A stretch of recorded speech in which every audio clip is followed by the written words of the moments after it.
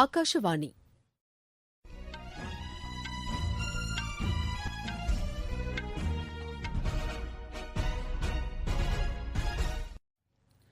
செய்திகள் வாசிப்பவர் மிருதுளா. தலைப்புச் செய்திகள்: தேச பாதுகாப்பு தொடர்பான விவகாரங்களில் பாதுகாப்பு முகமைகள் ஒருங்கிணைந்த அணுகுமுறையுடன் செயல்பட வேண்டும் என்று மத்திய உள்துறை அமைச்சர் திரு அமித் ஷா வலியுறுத்தியுள்ளார்.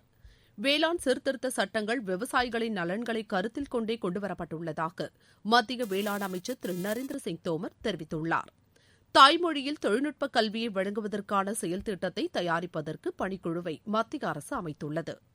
வருங்காலத்தில் தண்ணீர் பற்றாக்குறையை சமாளிக்க கழிவுநீர் சுத்திகரிப்பு மிகவும் அவசியம் என்று மத்திய அறிவியல் மற்றும் தொழில்நுட்பத்துறை அமைச்சர் டாக்டர் ஹர்ஷ்வர்தன் கூறியுள்ளார். ஐஎஸ்எல் கால்பந்து போட்டியில் ஹைதராபாத் ஜம்ஷெட்பூர் அணிகளுக்கிடையே நடைபெற்ற ஆட்டம் டிராவில் முடிந்தது. இனி விரிவான செய்திகள்.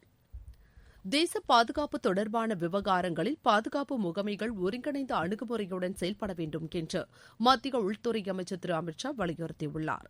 புதுதில்லியில் மாநில காவல்துறை தலைவர்கள் மற்றும் உயர் அதிகாரிகள் பங்கேற்கும் 55வது மாநாட்டை நேற்று அவர் காணொலி வாயிலாக தொடங்கி வைத்தார். இந்த மாநாட்டின்போது பிரதமர் திரு நரேந்திர மோடி பங்கேற்று பாதுகாப்பு நிலைமைகள் குறித்து ஆய்வு செய்தார். உள்நாட்டு பாதுகாப்பு சூழல் குறித்து இந்த மாநாட்டில் பிரதமர் மற்றும் உள்துறை அமைச்சருக்கு விளக்கப்பட்டதுடன் ஒட்டுமொத்த பாதுகாப்பு சூழ்நிலையை மேம்படுத்துவது தொடர்பாக ஆலோசிக்கப்பட்டது. இடதுசாரி தீவிரவாதத்தால் பாதிக்கப்பட்ட பகுதிகளில் நிலைமையை மேம்படுத்துவது குறித்தும் விவாதிக்கப்பட்டது.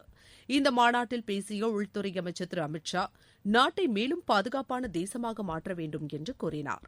எந்தவித சமரசமும் இன்றி பயங்கரவாதத்தை ஒடுக்க வேண்டும் என்றும் அவர் வலியுறுத்தினார். மக்களின் பாதுகாப்பையும் கௌரவத்தையும் காவல்துறையினர் உறுதிப்படுத்த வேண்டும் என்று கூறிய அவர், அவசரகால சூழ்நிலைகள் மற்றும் பேரிடர்களை சமாளிப்பதற்கான திறன்களை மேலும் வளர்த்துக் கொள்ள வேண்டும் என்றும் அறிவுறுத்தினார்.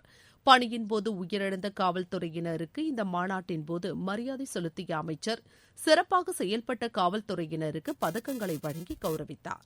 4 நாட்கள் நடைபெறும் இந்த காணொலி வாயிலான மாநாட்டில் பல்வேறு மாநிலங்கள், யூனியன் பிரதேசங்களைச் சேர்ந்த சுமார் 250க்கும் மேற்பட்ட காவல்துறை உயர் அதிகாரிகள் பங்கேற்றுள்ளனர். வேளாண் சீர்திருத்த சட்டங்கள் விவசாயிகளின் நலன்களை கருத்தில் கொண்டே கொண்டுவரப்பட்டுள்ளதாக மத்திய வேளாண் அமைச்சர் திரு நரேந்திர சிங் தோமர் தெரிவித்துள்ளார். தில்லியில் போராட்டம் நடத்தி வரும் விவசாயிகளிடம் 4வது சுற்று பேச்சுவார்த்தை இன்று நடைபெறவுள்ளது. இந்த நிலையில் விவசாயிகளின் கோரிக்கைகளுக்கு தீர்வு காண்பது தொடர்பாக மத்திய உள்துறை அமைச்சர் திரு அமித் ஷா, வேளாண் அமைச்சர் திரு நரேந்திர சிங் தோமர், வர்த்தக அமைச்சர் திரு பியூஷ் கோயல் ஆகியோர் நேற்று ஆலோசனை மேற்கொண்டனர். பின்னர் செய்தியாளர்களிடம் பேசிய அமைச்சர் திரு நரேந்திர சிங் தோமர், புதிய சட்டங்கள் நீண்டகால எதிர்பார்ப்பிற்கு பிறகு கொண்டுவரப்பட்டுள்ளதாக கூறினார். இந்த சட்டங்கள் தொடர்பாக விவசாயிகளுக்கு ஏதேனும் ஆட்சேபனை இருந்தால் அவர்களுடன் பேச்சு நடத்தி அவர்களுடைய பிரச்சினைகளுக்கு தீர்வு காண அரசு தயாராக உள்ளது என்று அமைச்சர் கூறினார். மக்களின் இயல்பு வாழ்க்கையை பாதிக்கும் வகையிலான போராட்டங்களை விவசாயிகள் கைவிட வேண்டும் என்றும் அமைச்சர் கேட்டுக் கொண்டார். தாய்மொழியில் தொழில்நுட்ப கல்வியை வழங்குவதற்கான செயல் திட்டத்தை தயாரிப்பதற்கு பணிக்குழுவை மத்திய அரசு அமைத்துள்ளது. உயர்கல்வித்துறை செயலாளர் திரு அமித் கரே தலைமையில் இந்த குழு அமைக்கப்படுவதாக கல்வி அமைச்சர் திரு ரமேஷ் பொக்ரியால் நிஷாங்க் அறிவித்துள்ளார். ஆங்கிலத்தில் பாடங்களை புரிந்து கொள்வதில் சிக்கலை சந்திக்கும் மாணவர்கள் தொழில்நுட்ப கல்வியை இழக்காத வகையில் தாய்மொழியில் கல்வி வழங்க ஏற்பாடு செய்யப்படும் என்று அமைச்சர் ஏற்கனவே கூறியிருந்தார். இந்நிலையில் தாய்மொழியில் தொழில்நுட்ப கல்வியை வழங்குவதற்கான உயர்மட்ட குழுவின் கூட்டம் புதுதில்லியில் நேற்று நடைபெற்றது. இதில் மத்திய கல்வி அமைச்சர் திரு ரமேஷ் பொக்ரியால் நிஷாங்க், உயர்கல்வி செயலாளர் திரு அமித் கரே, ஐஐடி இயக்குநர்கள், கல்வியாளர்கள் மற்றும் மத்திய கல்வி அமைச்சகத்தின் மூத்த அதிகாரிகள் பங்கேற்றனர். இந்த கூட்டத்தில் பணிக்குழுவை அமைப்பதற்கான முடிவு எடுக்கப்பட்டது. பல்வேறு தரப்பினரின் ஆலோசனைகளை பரிசீலித்து இக்குழு தமது அறிக்கையை 1 மாதத்தில் வழங்கும் என்றும் தெரிவிக்கப்பட்டுள்ளது. முப்படைகளின் கொடி நாளை முன்னிட்டு மக்கள் தாமாக முன்வந்து அதிக அளவில் நிதி வழங்க வேண்டும் என பாதுகாப்புத்துறை அமைச்சர் திரு ராஜ்நாத் சிங் வேண்டுகோள் விடுத்துள்ளார். நாடு முழுவதும் டிசம்பர் 7ஆம் தேதி ஒவ்வொரு ஆண்டும் கொடி நாளாக கடைபிடிக்கப்படுகிறது. புதுதில்லியில் இது தொடர்பாக நடைபெற்ற நிகழ்ச்சியில் கலந்து கொண்டு பேசிய அமைச்சர் திரு ராஜ்நாத் சிங், முன்னாள் ராணுவ வீரர்களின் நலன், உயிர் தியாகம் செய்த வீரர்களது குடும்பத்தினரின் நலன், காயமடைந்த வீரர்களின் மறுவாழ்வு ஆகியவை அனைத்து மக்களின் பொறுப்பாகும் என்று குறிப்பிட்டார். அந்த பொறுப்பை நிறைவேற்ற கொடிநாள் ஒரு வாய்ப்பு வழங்குவதாக அமைச்சர் திரு ராஜ்நாத் சிங் தெரிவித்தார். போபால் விஷவாயு கசிவின் 36வது நினைவு தினம் இன்று அனுசரிக்கப்படுவதை முன்னிட்டு போபாலில் உள்ள அரசு அலுவலகங்கள் இன்று மூடப்பட்டிருக்கும் என மத்திய பிரதேச அரசு கூறியுள்ளது. 1984ஆம் ஆண்டு இதே நாளில் போபாலில் ஒரு தொழிற்சாலையில் இருந்து வெளியேறிய விஷவாயுவால் 3000த்திற்கும் மேற்பட்டோர் உயிரிழந்ததுடன் லட்சக்கணக்கானோர் நீண்டகால நோய்களால் பாதிக்கப்பட்டனர். நீங்கள் கேட்டுக்கொண்டிருப்பது ஆகாஷவாணியின் செய்தி அறிக்கை. கோவிட்-19ற்கு எதிரான போரில் நமக்கான 3 கவசங்கள். முகக்கவசம் அணிவோம், தனிநபர் இடைவெளியை கடைபிடிப்போம், கை மற்றும் முக சுத்தம் பராமரிப்போம்.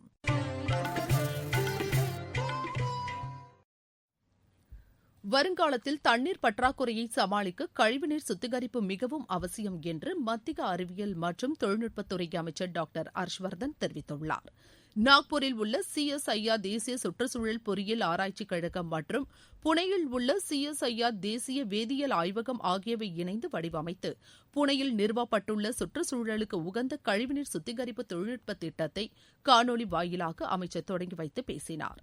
அறிவியல் மற்றும் தொழிலக ஆராய்ச்சி நிறுவனமான சிஎஸ்ஐஆரின் விஞ்ஞானிகள் கழிவுநீர் சுத்திகரிப்புக்கான தொழில்நுட்பத்தை மேம்படுத்தி சிஎஸ்ஐஆர் நிறுவனத்தின் அனைத்து வளாகங்களிலும் இதனை பொருத்த வேண்டும் என்று அவர் கேட்டுக் கொண்டார்.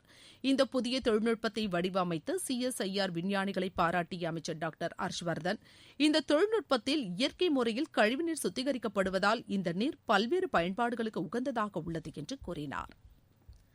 சர்வதேச மாற்றுத்திறனாளிகள் தினம் இன்று கடைபிடிக்கப்படுகிறது. ஐநா வழிகாட்டுதல்படி 1992ஆம் ஆண்டு முதல் ஒவ்வொரு ஆண்டும் டிசம்பர் 3ஆம் தேதி சர்வதேச மாற்றுத்திறனாளிகள் தினம் கடைபிடிக்கப்பட்டு வருகிறது. மாற்றுத்திறனாளிகளை உள்ளடக்கிய வகையில் கோவிட்-19க்கு பிந்தைய காலத்தில் முன்னேற்றம் என்ற கருப்பொருளில் இந்த ஆண்டு மாற்றுத்திறனாளிகள் தினம் கடைபிடிக்கப்படுகிறது.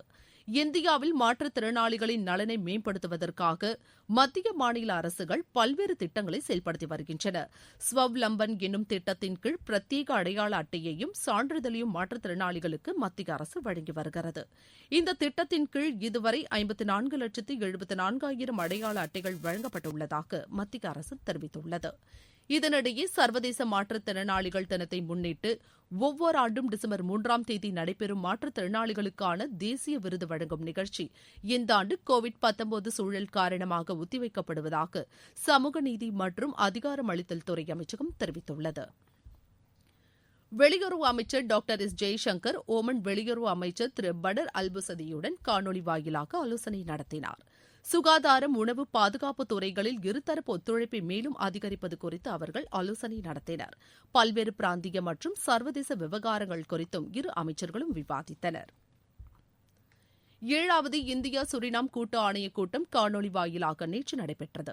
வெளியுறவுத்துறை இணையமைச்சர் திரு வி முரளிதரன் மற்றும் சுரினாம் நாட்டின் வெளியுறவு அமைச்சர் திரு ஆல்பர்ட் ராம்டின் ஆகியோர் இணைந்து இந்த கூட்டத்திற்கு தலைமை வகித்தனர். இரு நாடுகளுக்கும் இடையிலான வர்த்தகம் மற்றும் முதலீட்டை அதிகரிப்பதற்கு இந்த கூட்டத்தில் இரு அமைச்சர்களும் ஒப்புக்கொண்டனர். சுரங்கத்துறையின் திறனை மேம்படுத்த பல கட்ட சீர்திருத்தங்களை மத்திய அரசு மேற்கொண்டு வருகிறது என மத்திய நிலக்கரி மற்றும் சுரங்கத்துறை அமைச்சர் திரு பிரகலாத் ஜோஷி கூறியுள்ளார். உலகளாவிய சுரங்க உச்சிமாநாடு மற்றும் சர்வதேச சுரங்க இயந்திரங்கள் கண்காட்சி நிகழ்ச்சியில் அமைச்சர் திரு பிரகலாத் ஜோஷி காணொலி காட்சி வாயிலாக கலந்து கொண்டார். நிகழ்ச்சியில் பேசிய அவர், சுரங்க ஆராய்ச்சியில் தனியார் துறை பங்களிப்பை அதிகரிக்கவும் சுரங்கங்களை ஏலம் விடுவதற்கான விதிமுறைகளை மாற்றி அமைக்கவும் அரசு திட்டமிட்டு வருவதாக கூறினார். இது நாட்டில் கனிம வளங்கள் உற்பத்தியை ஊக்குவிக்கும் என்றும் அவர் குறிப்பிட்டார். கடந்த மார்ச் மாதம் பல சுரங்கங்களின் குத்தகை காலம் முடிவடைந்ததாக கூறிய அவர், அவசர சட்டம் மூலம் அந்த சுரங்கங்கள் உடனடியாக புதிய குத்தகைக்கு விடப்பட்டன என்றும் தெரிவித்தார். பிரிக்ஸ் நாடுகள் தங்களது பொதுவான இலக்குகளை அடைய மேலும் ஒத்துழைப்புடன் செயல்பட வேண்டியது அவசியம் என்று மத்திய இளைஞர் நலன் மற்றும் விளையாட்டுத்துறை அமைச்சர் திரு கிரண் ரிஜிஜு கூறியுள்ளார். பிரிக்ஸ் நாடுகளின் 6வது இளைஞர் உச்சி மாநாட்டிலும் அமைச்சர்கள் கூட்டத்திலும் அவர் காணொலி காட்சி வாயிலாக கலந்து கொண்டார். கூட்டத்தில் பேசிய அவர், தற்போதைய கோவிட்-19 பாதிப்பை எதிர்த்து போராடுவதில் உலகெங்கிலும் உள்ள இளைஞர்களின் பங்களிப்பை எடுத்துரைத்தார். கோவாவில் நடைபெற்று வரும் ISL கால்பந்து போட்டியில் ஹைதராபாத், ஜம்ஷெட்பூர் அணிகளுக்கு இடையே நேற்று நடைபெற்ற ஆட்டம் டிராவில் முடிந்தது. இந்த போட்டியில் இரு அணிகளும் தலா ஒரு கோல் அடித்தன. இன்று இரவு மணி 7:30க்கு நடைபெறும் ஆட்டத்தில் மோகன் பகான் அணி ஒடிசா அணியை எதிர்கொள்கிறது. மீண்டும் தலைப்புச் செய்திகள். தேச பாதுகாப்பு தொடர்பான விவகாரங்களில் பாதுகாப்பு முகமைகள் ஒருங்கிணைந்த அணுகுமுறையுடன் செயல்பட வேண்டும் என்று மத்திய உள்துறை அமைச்சர் திரு அமித் ஷா வலியுறுத்தியுள்ளார். வேளாண் சீர்திருத்த சட்டங்கள் விவசாயிகளின் நலன்களை கருத்தில் கொண்டே கொண்டுவரப்பட்டுள்ளதாக மத்திய வேளாண் அமைச்சர் திரு நரேந்திர சிங் தோமர் தெரிவித்துள்ளார். தாய்மொழியில் தொழில்நுட்ப கல்வியை வழங்குவதற்கான செயல் திட்டத்தை தயாரிப்பதற்கு பணிக்குழுவை மத்திய அரசு அமைத்துள்ளது. வருங்காலத்தில் தண்ணீர் பற்றாக்குறையை சமாளிக்க கழிவுநீர் சுத்திகரிப்பு மிகவும் அவசியம் என்று மத்திய அறிவியல் மற்றும் தொழில்நுட்பத்துறை அமைச்சர் டாக்டர் ஹர்ஷ்வர்தன் கூறியுள்ளார். ஐஎஸ்எல் கால்பந்து போட்டியில் ஹைதராபாத் ஜம்ஷெட்பூர் அணிகளுக்கு இடையே நடைபெற்ற ஆட்டம் டிராவில் முடிந்தது. இத்துடன் இந்த செய்தி அறிக்கை நிறைவு பெற்றது.